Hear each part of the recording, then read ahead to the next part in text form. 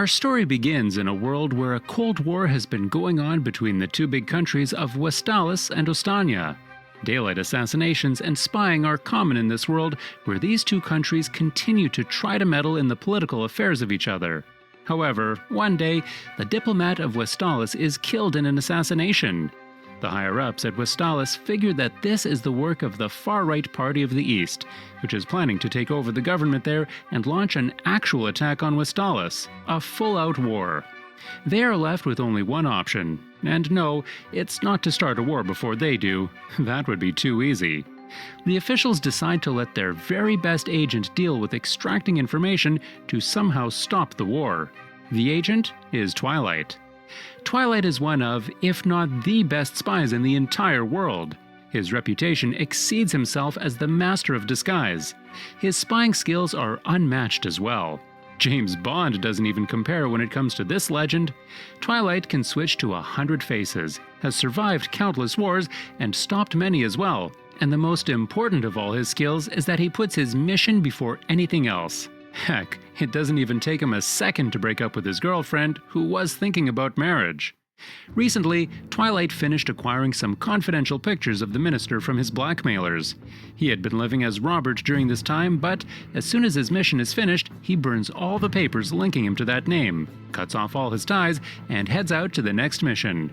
His life as a spy always keeps him busy, and he knows that he will never have a real name or a real family, but that's okay with him. He gets his next mission as he heads to the city of Berlin. The mission is simple. The target is a member of the National Equality Party named Donovan Desmond. This man has been planning something to disrupt the peace between the two countries, and Twilight needed to spy on him. However, there was a catch, or perhaps an easy way to perform his work. He needed to get married, have a child, and make sure that the child gets into the same school as Desmond's son so that using the child, he could keep track of Desmond's activities. All of this needed to be done in 7 days. No matter the skills Twilight may have, having a child in 7 days is definitely not an easy task. However, the higher-ups are confident in Twilight's skills, and besides, the fate of the entire country depends on the success of the mission. Twilight is a bit anxious at first, but collects himself and begins his impossible mission. Once he reaches the city of Berlin in Ostania, Twilight takes the name of Lloyd Forger, a psychiatrist, and gets himself a house for his soon-to-be family, a family he is yet to acquire. After finishing with the paperwork for his house, Lloyd heads straight to the orphanage to get himself a child. He visits an underground orphanage that has little to no track record with the government. The children there are in awful condition, and Lloyd can't help but notice the caretaker's drunk nature. The man takes Lloyd to the so-called smartest kid in the orphanage, Anya. For the mission, Lloyd wants a child who is smart and at least 6 years old. He doesn't really believe that Anya fits into any of those categories, but for some reason, Anya tries her best to impress Lloyd. She even solves a crossword right before his eyes as he solves it in his mind. This convinces Lloyd, who instantly adopts Anya. Little did Lloyd know, Anya was a telepath, a test subject of an experiment. Anya could read the minds of all the people around her. Anya had realized that Lloyd was a spy and was more than ecstatic to join him in the mission. Lloyd takes his daughter back to his home, and later she tags along with him as they head to get some groceries. During all of this, Lloyd starts to realize that spying is much easier when it comes to parenting. He spends the whole night trying to figure out how best to tackle this whole ordeal. Anya is not exactly the calm type either. She is fully immersed in the spying and espionage that her father had spent so many years hiding from people. She tries to follow him around every time he tries to head out, enjoying the thrill of her father finding her location every single time. Lloyd somehow manages to lock her up and heads to the one contact that he has from Westalis that also lives in Ostania, Frankie Franklin. Franklin sets him up with information regarding Anya's past. Just in the past year, she had been adopted and then returned back at least 4 times. Back at home, Anya manages to stumble upon Lloyd's contact briefcase and sends a random signal that is intercepted by the same people from whom Lloyd had taken the minister's pictures. Their leader, Edgar, immediately recognizes that this is a signal from the East and sends his men to capture or kill him. They take Anya captive just in case.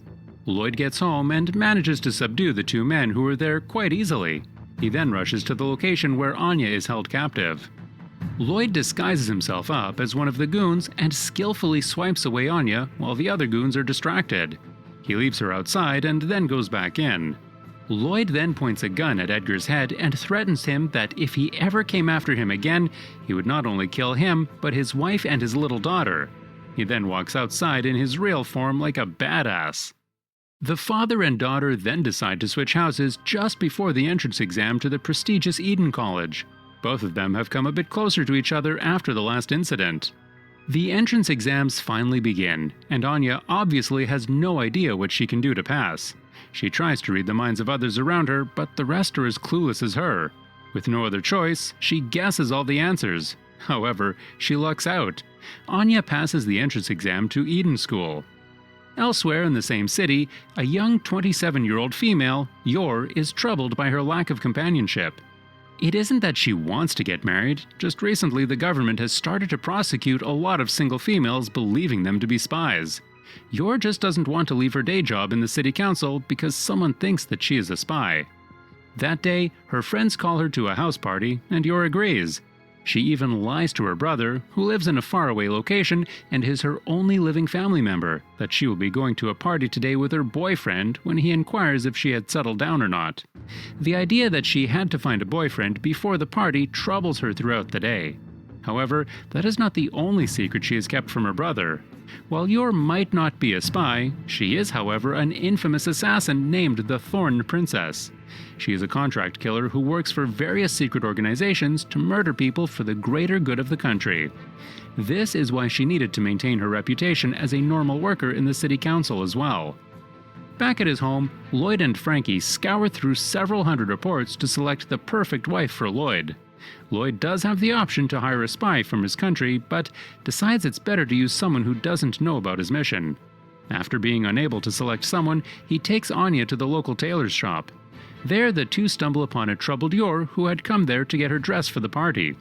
Yor and Lloyd meet face to face, and Lloyd instantly recognizes her from one of the files.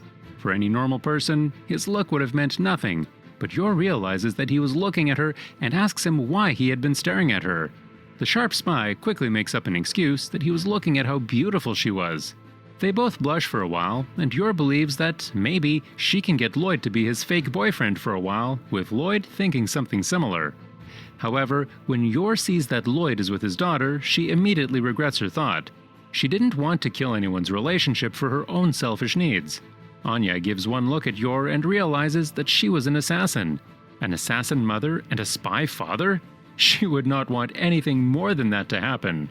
She quickly reveals that she doesn't have a mother with no context whatsoever, and Yor gathers up the courage to ask Lloyd out.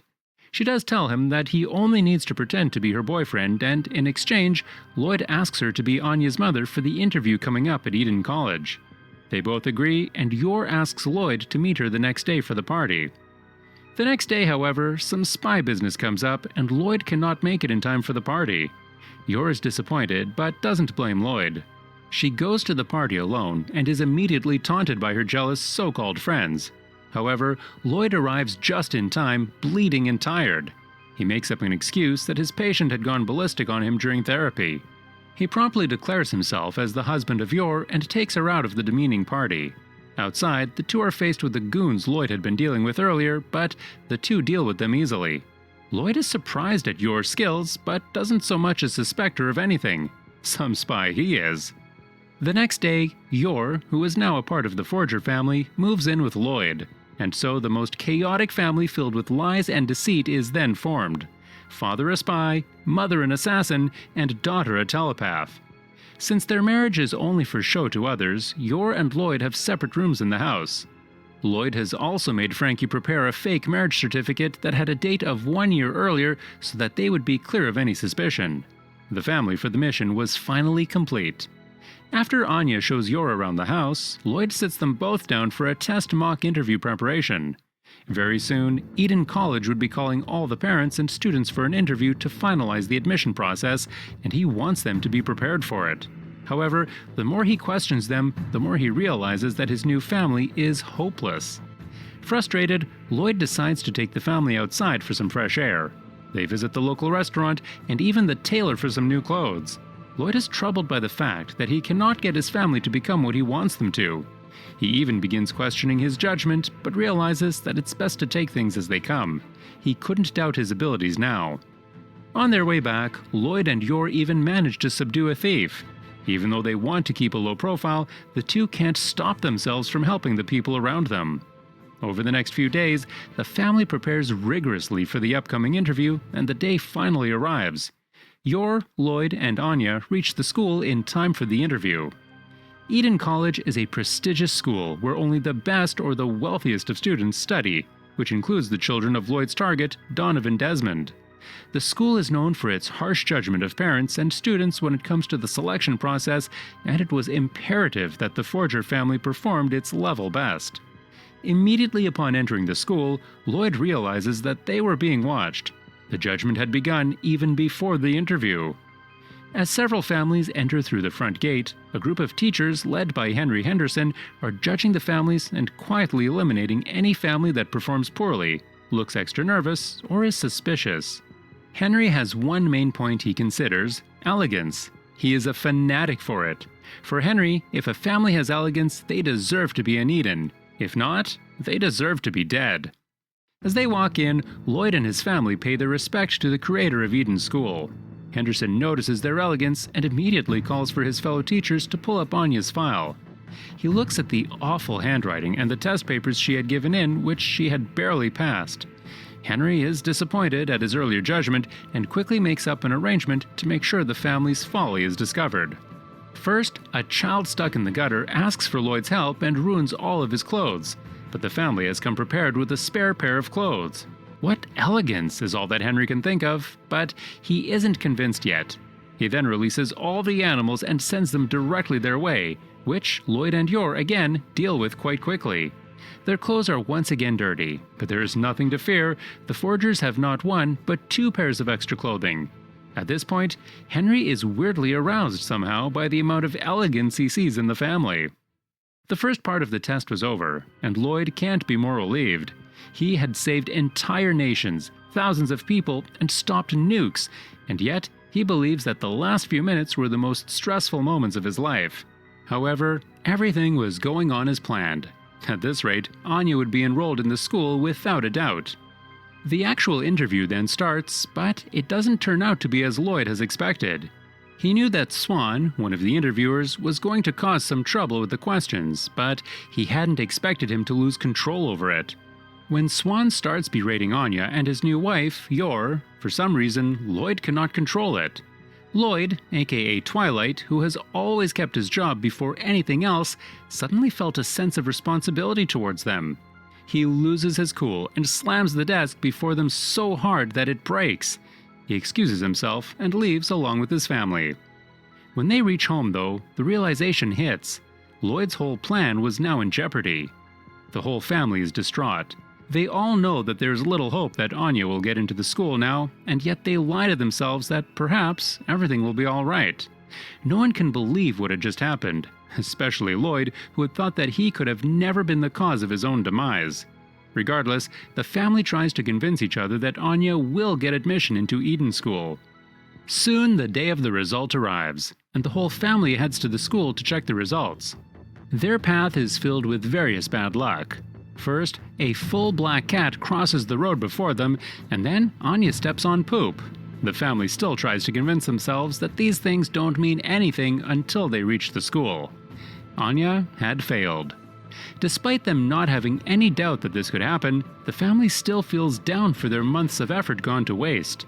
Just as they plan to leave, Henry Henderson approaches them from the shadows and tells Lloyd that, although his misconduct had made certain that Anya didn't get admission into the school directly, she had still managed to get into the waiting list. Meaning, if any student on the main list wished to leave, she would be admitted to the school in his or her stead. Although this was some good news, it was still unlikely, as Eden was a very prestigious school and no one would be foolish enough to leave once admitted. Yor knows this as well, and considers assassinating the student and his family so that Anya could get into the school. Henderson tells them that they will be getting a call later that day if Anya gets the place in the school, and leaves. Back at home, Anya and her parents patiently wait for a call as cute little Anya carries out a dance to summon all her good luck. Just then, they receive a call, and Lloyd quickly rushes to the phone. He picks it up, and Anya got the spot. Even before the family has the news announced, Frankie enters the house. Introducing himself as Lloyd's friend, he quickly makes himself at home. He brings along with him some booze. The whole family celebrates the occasion. However, Frankie, drunk and stupid, forces Lloyd to make Anya feel extra happy for passing the test and interview. Anya loves the show Spy Wars, and so Lloyd manages to call his crew back at home and set up a game at the original castle where the show was shot. You know, Lloyd is starting to forget that he is a spy and doing such extravagant things now. That whole night, Lloyd acts like the main character of the show and performs just like his daughter wishes. The next day arrives, and the family then goes to get Anya's school uniform. The local tailor there gets all of the measurements and asks which school she is in. When she hears that Anya is in Eden School, she immediately starts relating how the school has very mischievous students and the amount of bullying in the school is very high. This scares little Anya, who didn't even want to join the school in the first place, but Lloyd assures her that nothing of that sort will happen. Later that day, Lloyd leaves home, asking them to get the dress from the tailor that evening, as he might be a bit late to get back home. After bidding farewell to his family, Lloyd heads straight to the correspondent of his country, Handler, to know what are the next steps he must take to get close to Desmond. To begin with, Handler is super pissed at him for renting an entire castle with the government's money, but she can't say much more when Lloyd hands her another bill. Private schools are expensive. Handler then tells him about the Eden School and how he can get access to the special meetings that are carried out in that school. In Eden School, there are about 2,500 students. The students who are able to shine bright and lead every other student in their studies and every other aspect are called the Imperial students. In order to get to Desmond and his meeting, Lloyd would need to either get Anya to become his son's great friend or become the best student and get the Imperial status. Can Anya do that?